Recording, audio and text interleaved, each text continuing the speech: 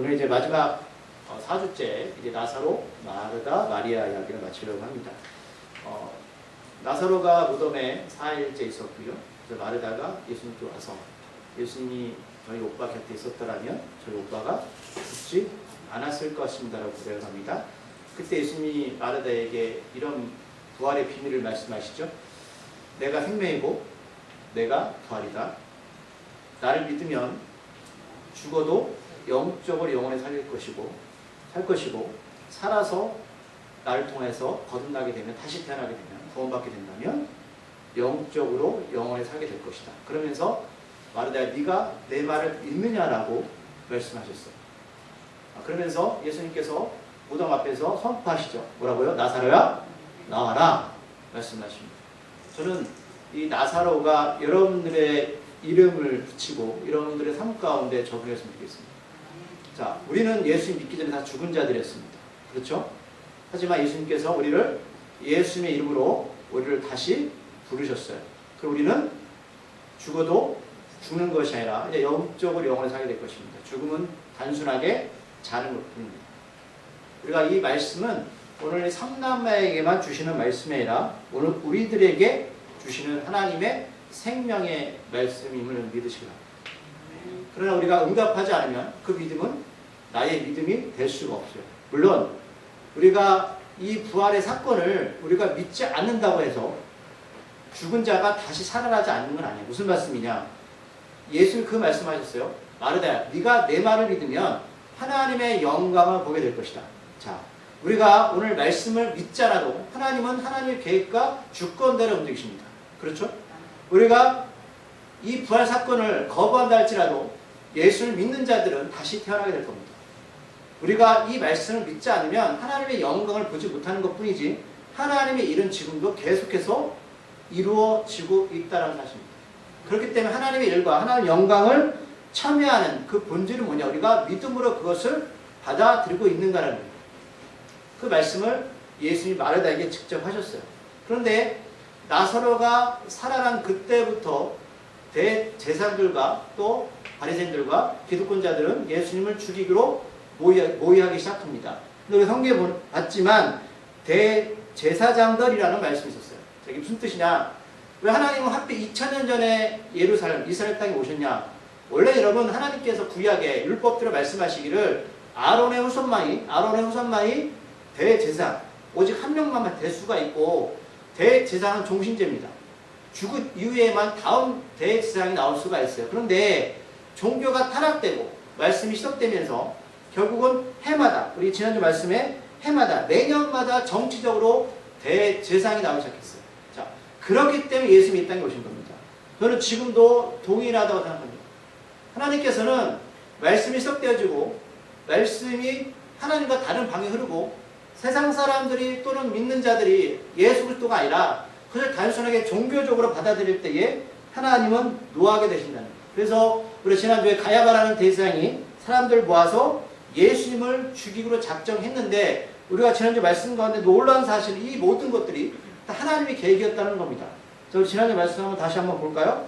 요한복음 11장 51절 52절에서 사람들이 아무리 악하게 자기가 똑똑하다, 자기가 힘있다라고 해서 악한 일을 도모할지라도 이 모든 것들은 하나님의 뜻 가운데 계획대로 움직이고 계시다는 거예요. 자, 51절, 52절 말씀 함께 또 읽어보겠습니다. 시작. 이 말은 스스로 함이 아니요 그 해의 대제사장이므로 예수께서 그 민족을 위하시고 또 그 민족만 위할 뿐만 아니라 흩어진 하나님의 자녀를 모아 하나가 되기 위하여 죽으실 것을 미리 말하미르라. 아멘. 대제사장 가야바가 자기의 힘으로 자 이제 예수를 죽이지 않으면 우리가 많은 유대인들이 예수님을 따르게 될 것이고 결국 우리가 갖고 있는 이 기득권을 어떻게 해요? 놓치게 될 거야. 결국 예수님을 죽일 수밖에 없는 근거들 이야기했고 많은 동조자들이 모였죠. 그래서 이때부터 이 사람들은 예수를 죽이러 모이를 합니다. 그러나 이 모든 것들이 어떻다? 하나님께서 계획하셨고 결국 예수님 십자가에서 죽고 부활하시고 하나님 우편에 계셔서 우리에게 뭘 선물로 주시죠? 성령을 줬을 때에 흩어졌던 민족들이 어떻게 하나가 되는 모든 세상의 이방 민족들이 구원받게 되는 역사가 일어나게 될 것이다 라고 말씀하시는 거예요. 여러분 이게 참 놀라운 말씀 아닙니까? 우리가 예수 믿다 보면 많은 똑똑하고 힘든 자들이 자기 힘을 가지고 또는 자기의 능력을 가지고 연약하고 약한 자들을 해코지하거나 자기 힘으로 밀어붙일 때가 있어요. 그럴 때 우리는 어떻게 생각하죠? 야, 힘이 없으니까 당하구나 할지 모르겠지만 성경에는 하나님의 방법대로 그들을 사용하신다는 것이죠. 결국 그걸 통해서 온 인류가 구원받게 하시는 능력과 역사가 일어나게 된다는 예언을 하시는 겁니다. 자, 말씀 하나 더 찾아볼게요. 자, 사도행전 2장 4절 말씀입니다. 사도행전 2장 4절 말씀. 결국 이 말씀이 이루어지죠.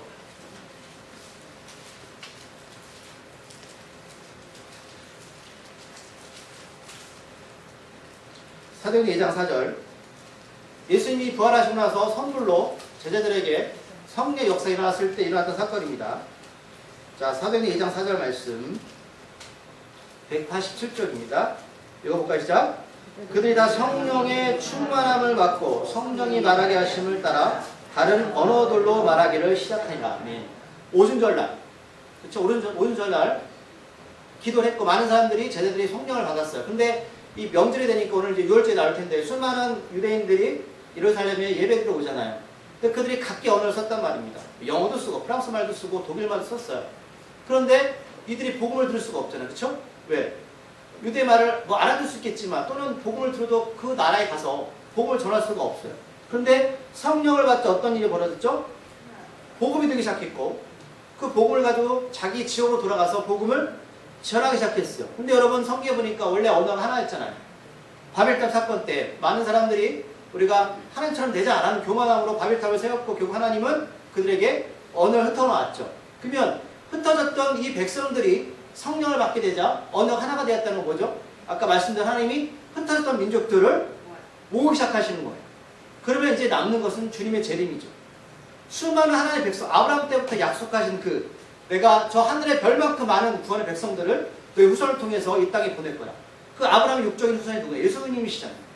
이제 그분을 통해서 이 땅에 많은 이방 민족들이 복음을 듣게 되었고 지금도 주일이 되면 세계 곳곳에서 많은 민족들이 다른 색깔을 가진 사람들이 언어를 가진 사람들이 어떻게 해요? 같은 성경을 가지고 하나님 말씀을 배우고 듣고 찬양을 하기 시작했습니다. 그러니까 이 일이 지금 성취되어 가고 있고요. 결국은 주님이 이 땅에 오실 때는 완전하게 이 땅에 하나님 나라가 이루어지게 되실 거예요. 자, 대제사장과 많은 기득권자 예수님을 죽이기로 작정했는데 예수님 언제 죽으셔야 되냐면 6월절 날 죽으셔야 돼요. 맞춰서. 그래서 우리 지난주 예수님이 이 사실을 알고 어디로 피난하셨냐면 광야에 있는 에브라임 동네로 도망가셨습니다. 그러니까 도망가셨다는 표현은 좀 그렇지만 예수님은 이때 죽으시면 안 돼요. 때가 되지 않았어요. 왜? 하나님이 구약에 말씀하셨던 6월절에 맞춰서 십자가에 죽으셔야 됩니다. 그래서 여러분 6월절을 잘 모르시는 분 제가 주보에 그 의미를 적어놨습니다.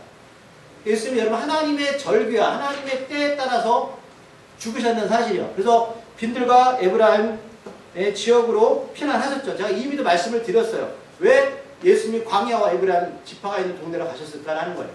이것도 분명히 의미가 있었다고 말씀드렸고 그래서 베다니에서 여러분 에브라임은 북쪽으로 한 20km 떨어진 동네입니다. 그러니까 멀지가 않아요.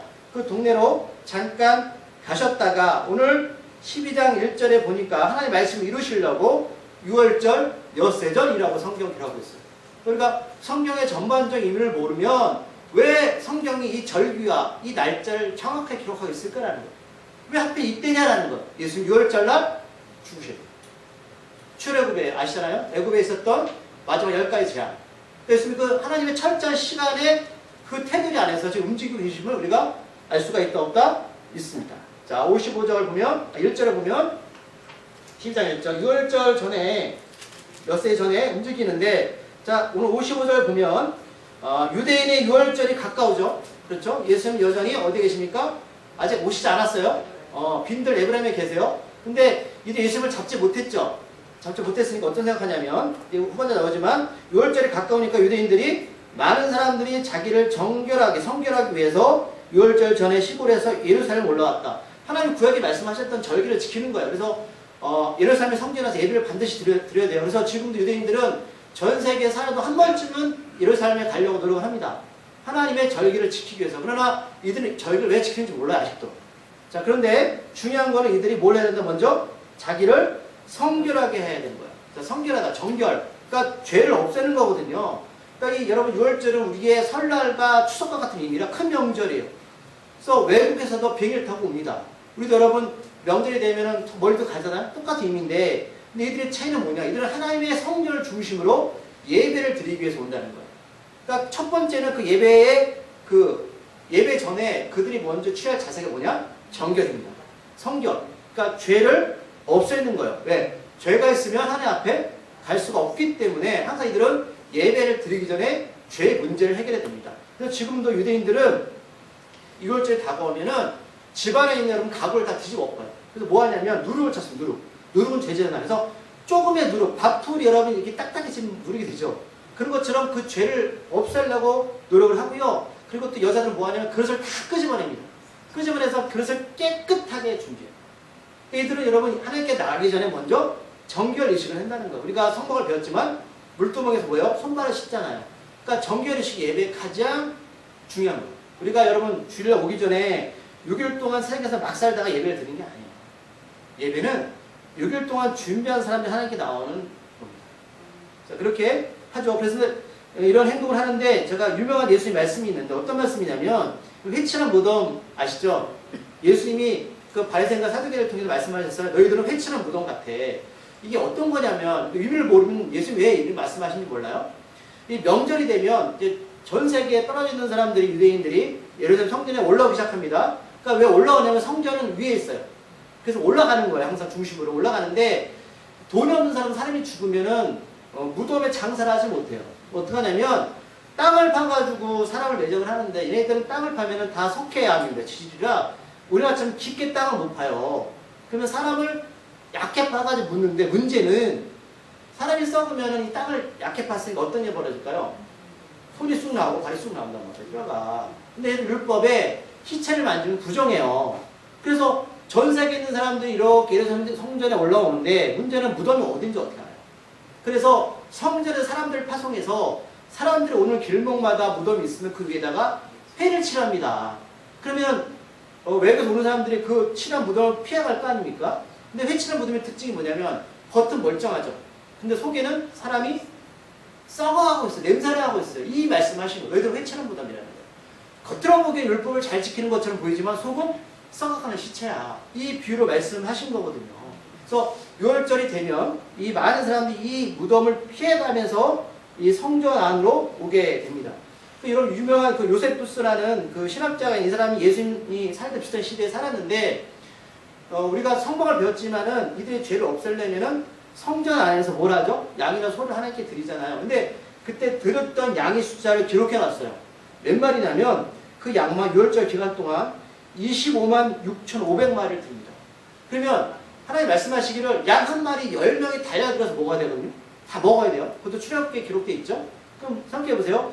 25만 6,500 곱하기 10 하면 수많은 사람들이 여러분 예루살렘 성전에 왔다는 거예요. 물론 이 숫자가 좀 과장될 수는 있지만 6월절은 반드시 이스라엘 백성들이 지켜야 될 명절이었고 수많은 사람들이 구원받기 위해서 외국에서 왔다는 사실을 오래전 그 성경 역사를 통해 우리가 증명하고 있어요. 그렇기 때문에 56절, 57절 보면 이 대제사장들과 기득권자들이 이 말을 하는 이유를 알 수 있어요. 자, 읽어볼게요. 같이 시작. 그들이 예수를 찾으며 성전에 서서 말하되 너희는 생각이는 어떠냐? 그가 명절에 오지 아니하겠느냐? 그렇죠. 6월절 유대는 반드시 성전에 와야 되는 거예요. 그러니까 예수님도 반드시 어떻게? 성전에 오게 될 거야. 57절 이는 대제사장들과 바리새인들이 누구든지 예수 있는 것을 알거든 신고하여 잡게 하라 명령하였습니다. 그러니까 알고 있기 때문에 예수님이 어디 도망갔어. 하지만 명절에 반드시 올라올 거야. 그러면 보자마자 신고해. 이런 말을 지금 하고 있는 거야. 그러니까 이유를 알게 되면 왜 이들이 이런 말을 하는지 알 수 있다 없다? 알 수 있어요. 자, 12장 넘어가면 1절에서 6월절 엿새 전에 그죠? 예수님이 다시 빈들과 광야에서 어디로 오십니까? 베다니로 오시는 거예요. 그러니까 6월절 명절을 지키기 위해서. 그러나 이것은 단순하게 하나님께서 이스라엘 백성들한테 명절을 지켜야 아니라 그 안에 뭐가 있다? 예수 십자가의 죽음과 부활이 여기 있는 거예요. 피 흘림이. 6일 전에 오십니다. 그러면서 이곳은 어떤 곳이냐? 예수께서 죽은 자 가운데서 사신 나사로 있는 곳이다. 베다니로 오셨어요. 그러니까 예수님은 십자가 예루살렘 성에 들어가기 전에 마지막 어디서 보내셨냐면 가나안 동네 베다니에서 보내셨어요. 물론 우리가 볼 때는 베다니와 예루살렘은 오리밖에 떨어지지 않아서 가까운 곳이긴 하지만 예수님 수많은 동네 가운데 하필 왜 가나안 동네에서 그 마지막을 보내셨을까? 그 의미가 있지 않을까? 저 있다고 봐요. 예수님이 일부러 이 베다니에서 그 마지막 시간을 보내셨습니다. 자, 이 가셨는데 이전에 보니까 거기서 잔치가 벌어지죠. 잔치가 벌어지는데 누구를 위해서 잔치가 벌어집니까? 예수님을 위해서. 그러니까 이미 알고 있어. 왜 이걸 하고 있는지. 예수님이 누구를 살렸어요? 나사로를 살렸기 때문에. 근데 마르다는 일을 하고 나사로는 예수와 함께 앉은 자 중에 있더라. 그러니까 동사가 막론하고 일을 하는 분은 여자인 것 같아요. 여자만 그냥 일만 해요. 물론 이제 나사로는 죽어 살아났으니까 좀 연약하겠죠. 예수님 곁에 앉아 있어요. 많은 사람들하고 몇 사람 같이 앉아 있는데 마르다는 옆에서 일을 하고 근데 막내 동생이 빠져 있죠. 누구예요? 마리아는 도대체 뭐 하고 있는 거죠? 마르다. 말씀 한번 찾아볼게요, 우리가. 자, 누가복음 11장. 꽂혀 놓으시고요. 누가복음 11장. 오늘 우리가 3주에 말씀 나눴지만 이제 마리아가 사무치는 장면도 나오죠? 좀 마리아는 도대체 뭐가 있는 거예요? 근데 이 장면이 오늘만 나온 게 아니더라고요. 자, 누가복음 11장 38절부터 42절까지 말씀이거든요.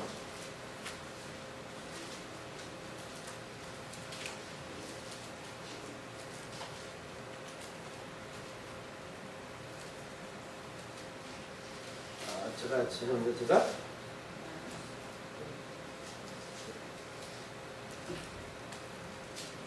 아니 여기 10장에 10장 죄송해요.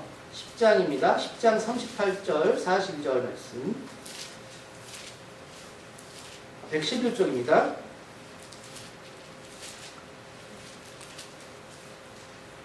찾았습니까? 한 번 읽어볼게요. 제가 39절 읽어보겠습니다.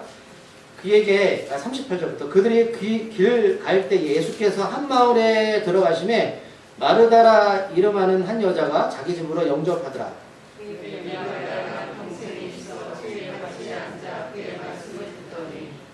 마르다는 준비하는 일이 많아 마음이 분주한지라 예수께 나아가 이르되 주여 내 동생이 나 혼자 일하게 두는 것을 생각하지 아니하시나이까? 그를 명하사 나를 도와주라 하소서.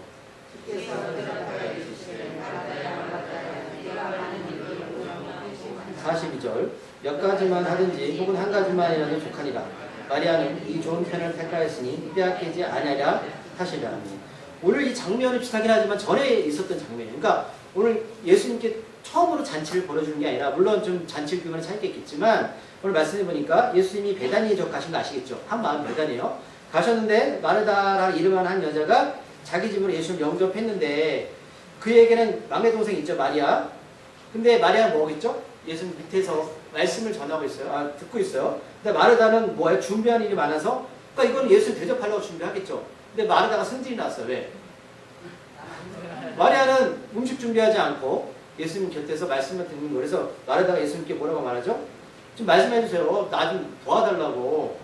근데 지금 여러분 지금 그러면 마르다가 잘못한 거예요? 아니요. 예수님 대접하는 게 뭐가 잘못했어요? 여러분 교회 안에 저는 이 말씀은 잘 읽으셔야 되는 거예요. 마르다 같은 사람도 있어야 되고 마리아 같은 사람도 있는 거예요. 그러나 지금 예수님이 핵심을 짚으셨는데 내가 많은 일로 염려하고 근심하냐. 음식 준비하는 건 잘못된 게 아니에요. 그러면 마르다가 왜 예수님한테 마리아 좀 저한테 보내서 말한 거는 이거죠. 자기 일이 더 중요하다는 거죠. 여러분 어떤 게 더 중요해요? 예수님한테 음식 준비하는 게 더 중요할까? 아니면 예수님 곁에서 말씀 듣는 게 더 중요할까? 이건 더 중요하고 덜 중요한 게 없어요. 누군가 음식을 준비해야 되고 누군가 말씀을 들어야 돼요. 두 개 똑같이 할 수는 없어요. 그런데 마르다 마음속에 뭐냐면 내일이 더 중요하고 내가 더 힘들어라는 마음을 먹는 순간 그게 염려가 되는 거예요. 그게 염려가 되는 거예요. 그걸 다시 넘어와서 12장에 가면 요한복음 다시 12장에 가면 보세요. 비슷한 상황이죠. 근데 비슷한 상황인데 오늘 마르다가 음식 준비를 하고 모르겠지만 마리아한테 그런 얘기 하는 장면이 있나요? 없어요. 왜? 그 마리아는 음식 준비 안 하는 건 어디서 알 수 있냐면 삼들에서 알 수 있죠. 우리가 얘기를 나눴지만 마리아가 뭐하고 있어요? 3절에 보니까 비싼 향유를 예수님께 분단 말이에요. 그리고 자기 머리털로 닦죠. 이런 경향도 없어 음식 준비를 하겠어요. 제가 볼 때는 음식 준비도 오늘은 마르다가 하는 거예요. 그러면 전에는 마르다가 말을 탓했잖아요. 근데 지금 탓하지 않았을까? 말하다가 성숙해졌다고 하죠. 그 의미를 알게 된 거예요. 여러분, 우리가 교회 공동체 안에서 목사님만 중요한가요? 여러분, 누구 일은 중요하고 누구 일은 중요하지 않나요? 아니에요. 모두 다 중요한 거예요. 하나님 우리에게 맡기신 사명일 뿐입니다. 어떤 것이 중요하고 어떤 것이 경한 게 없어요. 근데 내 마음속에 내가 더 힘들고 내가 더 중요하고 내가 더 하나님 앞에 더 사랑받는 거야 라고 말하면 그때부터 근심이 되기 시작하는 거예요. 내 안에서. 그래서 비교하기 시작하는 거고 원망이 나오는 거고 불평이 나오기 시작하는 거죠. 그게 마르다의 모습이었는데 오늘 12장에 보니까 그런 이야기가 없어요. 우리가 이 이제 3절에서 마리아가 지극히 비싼 향유, 이거 말씀드렸지만 이거는 네팔 히말라야에서 아주 비싸게 채취해가지고 가져오는 거예요. 옛날에 무슨 운송수단이 있어요? 그거 병으로 갖고 와야 되는데 날아가야 되는데 향이 금방 날아가거든요. 깨질 수 있단 말이에요. 그러니까 굉장히 비싼데 이것을 여자가 여러분 좀 붓는 것도 이해할 수는 있지만 여러분 여성이 외적으로 중요하게 여기는 부위가 어딘가요? 머리카락 아닙니까? 근데 머리카락을 예수님이 뭘 닦여요? 발을 닦여요. 근데 얼마나 많이 벗는지 온 집안에 향유 냄새가 가득해요. 제가 사고라고 말씀드렸죠. 사고 쳤다. 근데 물론 오빠를 살려줘서 그럴 수 있지만 우리가 오늘 이제 4절부터 누가 나오는 가룟유다가 나오거든요. 자, 가룟유다가 나오는데 제가 이걸 오해를 좀 풀어드리려고 하는 장면이 이제 4절부터 나오는데 4절 읽어볼까요? 제자 중에 하나로서 예수를 잡아 줄 가룟유다가 말합니다. 여러분 가룟유다에서 오해에서 좀 벗어나셔야 돼요. 무슨 말씀이냐면 12제자에게 가룟유다 예수님 파는 건 맞아요. 그죠? 근데 가룟유다가 여러분 저는 가룟유다를 이해할 수 있어요. 왜냐하면 가룟유다가 예수님과 마음이 맞지 않았거든요. 승진이 났어요. 뿔이 났단 말이에요. 마르다처럼. 근데 그것은 행동 없는 것 뿐이거든요. 근데 우리도 가룟유다가 될 수가 있습니까? 자, 근데 가룟유다가 오늘 이 요한은 뭐라고 하냐면 제자 중 하나로서 가룟유다. 12명의 제자가 있었죠. 그 중에 한 명이 가룟유다예요. 그런데 다른 성경에는 다르게 기록하고 있어요. 무슨 말씀이냐면 마태복음 26장 8절에 보면 마리아의 향유 부은 일에 비평한 이들이 제자들이라고 말합니다. 그러니까 요한복음만 보면 오늘 마리아가 비싼 1년치 연봉 4천만 5천만 원 되는 그 향유를 예수께 분 것을 가룟유다만 비난했구나 라고 생각하면 가룟유다가 나쁜 놈 되는 건데 마태복음은 제자들이라고 표현하고 있어요. 기록하고 있어요. 무슨 뜻이냐? 가룟유다만 이 마음을 품은 게 아니에요. 왜냐하면 이 명절이 되면 유월절이 되면 하나님 말씀하시기를 가난한 자들 부자라고 하나님 율법을 말씀하셨거든요. 그러니까 얘네들은 뭐냐면 명절에는 가난한 자들 부자라는 게 그냥 삶의 습관이에요. 그렇게 해야 되는 거예요. 그런데 지금 마리아가 적당히 보아야 되는데 1년 전봉을 갖다 뒀단 말이에요. 그러면 생각하는 거예요. 아니 좀 적당히 좀 하지. 차라리 그 좀 일부를 드리고 일부는 가난한 자를 도와주는 게 하나님 뜻인데 그러니까 이런 생각을 갖고 있었어요. 이게 잘못된 생각이 아니라고요. 이런 생각들은 보편적으로 이 시대 때 유대인이라면 다 갖고 있는 생각이에요. 그래서 오늘은 요한복음은 가룟유다만 그런 생각이 한 게 아니라 마태복음 누구다? 제자들이라고 표현해요. 그러니까 나머지 제자들도 이런 생각을 했다 안 했다? 한 거예요. 저 마리아가 오가는 거 아니야? 그리고 마가복음 14장 4절에는 어떻게 표현하고 있냐면 어떤 사람들이라고 복수형 때 어떤 사람들. 그렇다면 오늘 요한복음에서 가룟유다만 혼자 생각한 게 아닙니다. 이 자리에 왔던 많은 사람들이 마리아가 하는 행동을 보면서 뭐다? 저거 오바야. 저거 좀 너무하는 거 아니야? 하나님 분명히 부자라고 말씀하셨는데 라는 생각을 가졌다는 거예요. 그렇게 볼 때 우리가 이 가룟유다를 바라보면 가룟유다는 그렇게 나쁜 사람이 아니에요. 그런데 6절에 보니까 요한이 아주 결정적인 얘기를 합니다. 6절 말씀 읽어볼게요. 시작. 이렇게 말하면 가난한 자들은 생각함이 아니요 그는 도둑이라 돈괴를 맞고 거기 넣는 것을 훔쳐가느라.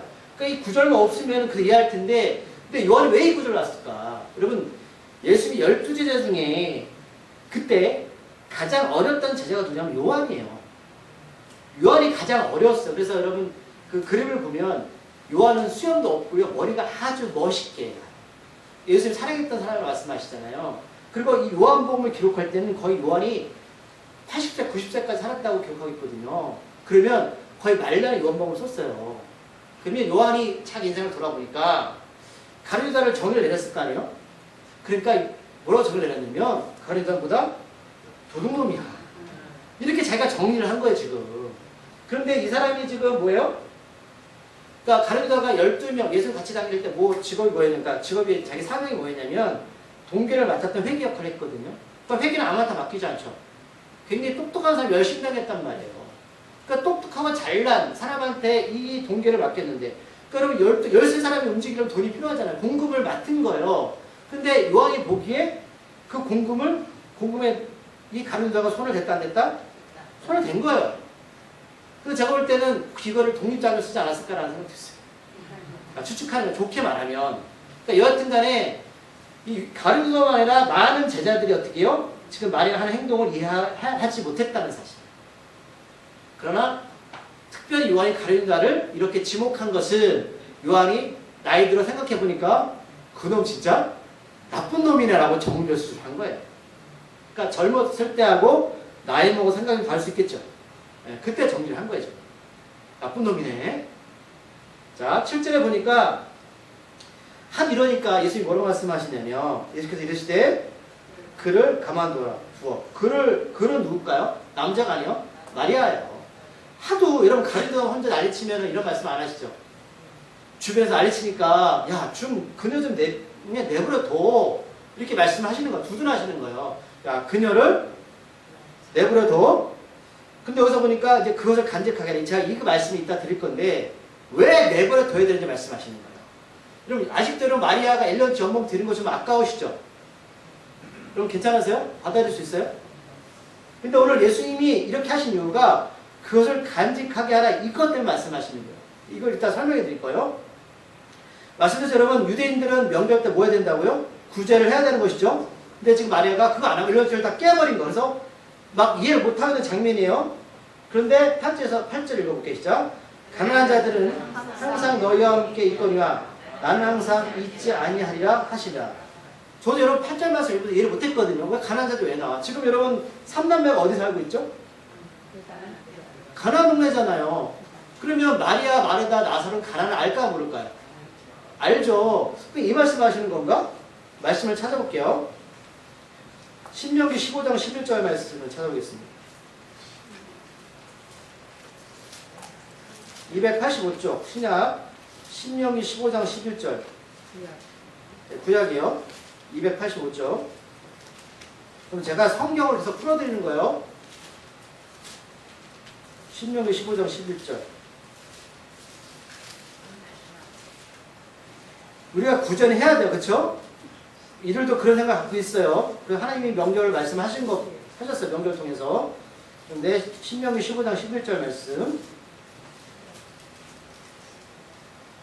285쪽 찾으셨나요? 읽어볼게요. 시작. 땅에는 언제든지 가난한 자가 그치지 아니하겠으므로. 아멘. 아시겠어요? 하나님이 말씀하시는 거예요. 이 땅에는 가난이 그치지 아니할 거야. 그럼 가난은 어쩔 수 없이 이 땅에 우리가 살아있는 동안은 있을 수밖에 없는 현상이에요. 근데 그것을 우리한테 맡기신 거예요. 왜 보면 내가 내게 명령을 이르노니 너는 반드시 내 땅 안에 내 형제 중 곤란한 자와 궁핍한 자에게 내 손을 펼치라. 그러니까 구절하는 거잖아요. 그렇죠? 그러니까 가난은 하나님도 없애지 않겠다는 소리인데 그 가난한 자들을 너희를 통해서 우리를 통해서 구절하라고 말씀하신 거예요. 그러니까 이것을 가지고 보면 주님이 이 말씀하신 줄 알 수 있어요. 가난한 자들은 항상 너희와 함께 있거든요. 가난은 없어질 수가 없는 거예요. 가난은 있을 수밖에 없어요. 그것도 하나님이 인정하신 거예요. 하지만 나는 항상 여기 있지 않아요. 왜? 예수님 앞으로 6월절날 어떻게 해요? 금요일날 죽으시잖아요. 난 항상 여기 있지 않아요. 그 말씀을 하시는 거예요.